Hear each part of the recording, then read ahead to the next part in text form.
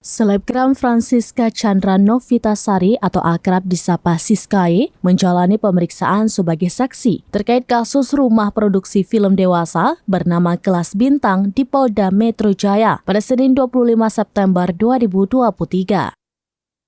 Siskae hadir di Polda Metro Jaya sekitar pukul 10 waktu Indonesia bagian Barat untuk menjalani pemeriksaan buntut keterlibatannya dalam film dewasa berjudul Keramat Tunggak. Adapun yang menjadi sorotan, Siskae datang menggunakan pakaian seksi dan ketat. Dia menggunakan lengan panjang berwarna coklat yang memperlihatkan belahan di bagian dadanya. Jelang pemeriksaan, Siskae memastikan dalam kondisi sehat dan siap memberikan kesaksian kepada tim penyidik Polda Metro Jaya.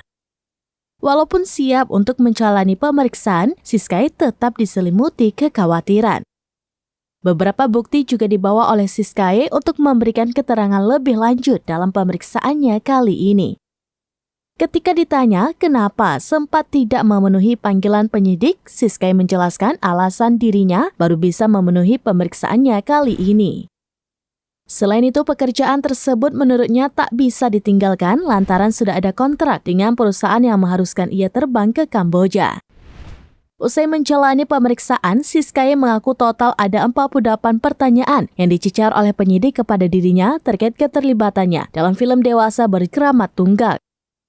Siskae kemudian menjelaskan alasan dirinya memilih untuk mengambil peran dalam film tersebut. Sebab Siskae mengakui sinopsis awal yang diberikan yaitu terkait film religi. Bahkan proses syuting film dewasa tersebut dilakukan ketika bulan Ramadan.